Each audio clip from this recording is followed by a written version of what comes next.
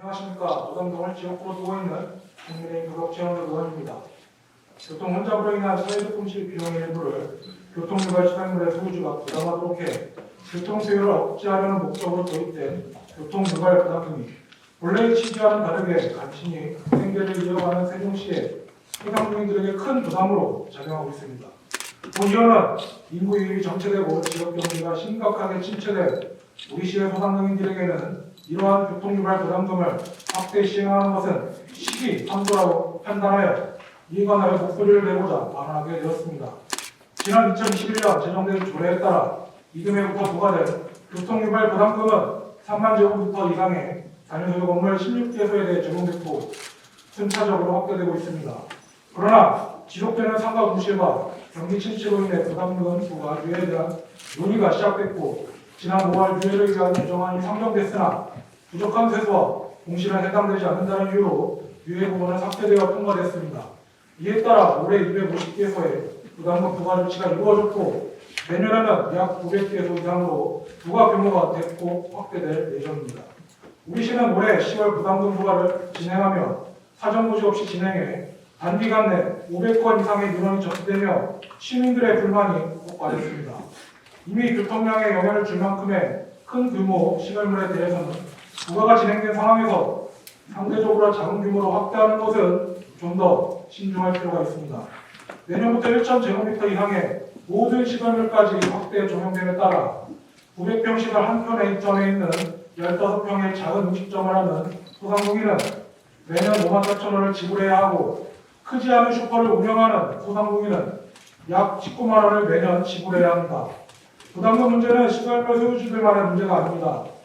소유주들은 부담금을 줄이기 위해 주차장을 유료화하거나 임대료에 반영할 수 있고 그 결과 이러한 부담은 임차인을 넘어 모든 시민들에게까지 영향을 미치게 됩니다. 이런 상황에 우리 시의 지역 경제와 소상공인을 배려한 유예카드에 대해 상임위회의에서 방만한 행정이라 폄하하고 시의 예산이 부족하다며 수용하지 않았습니다.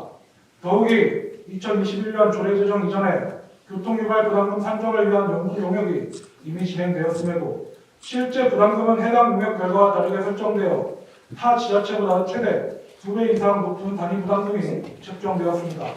심각한 교통난을 겪고 있는 서울시와 동일하게 가장 비싼 단위 부담금을 설정한 세종시는 서울시처럼 탄탄한 대중교통 시스템이 뒷받침되지 않음에도 불구하고 전국에서 가장 높은 단위 부담금이 책정된 것입니다.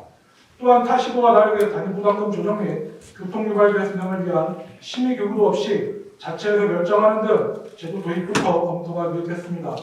전국경제인연합회는 손님이 없어 적자가 쌓이는 상황에도 획일화된 규모로 부과되는 제도의 문제점을 지적했고 도시의 특성이 반영되지 못해왔고 실태조사의 정확성도 불투명한 상황에 교통안전 완화 효과는 미비하다는 문제점이 사회 곳곳에서 지속적으로 제기되어 왔습니다.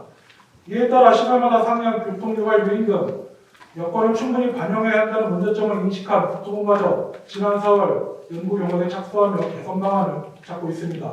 그러나 우리는 이러한 문제 요인이 있는 제도에 대해 지역의 소상공인을 위한 방패가 되지 못한 채 법 뒤에 냉정하게 숨어버렸습니다. 제도에 부족함이 있다면 개선의 목소리를 내어야 마땅하고 최대한 덜어줄 수 있는 방안을 논의하는 것이 시와 의회의 존재 이유입니다. 이에 본 의원은 다음과 같이 제안합니다. 첫째, 내년부터 적용될 교통유발금 부과 확대를 유예할 것을 요청합니다. 도시 곳곳에서 살아남기 위해 애쓰는 지역경제 상황을 무시할 수 없습니다. 보다 안정된 상황과 준비된 제도에서 실행되어도 늦지 않습니다. 둘째, 단위 부담금 제도적 연구 및 시설물 소유주들이 경감받을 수 있는 방안에 대해 적극적으로 안내해 주시기 바랍니다. 궁극적인 제도의 목적은 교통수요 억제를 위해서이지 부가와 세수 확보에 초점이 맞춰져서는 안 됩니다. 또한 도시교통정비법 제49조에 따라 교통사업 특별회계의 목적에 맞는 용도로 집행될 수 있도록 세심한 관심 부탁드립니다. 2024년 한 해 세종시 지역경제를 지킨 소상공인분들과 시민 여러분 고생 많으셨습니다. 모두 따뜻한 연말 연식 보내시기 바라며 내년에는 더욱 건강하시고 댕댕 평안함이 가득하시길 바랍니다.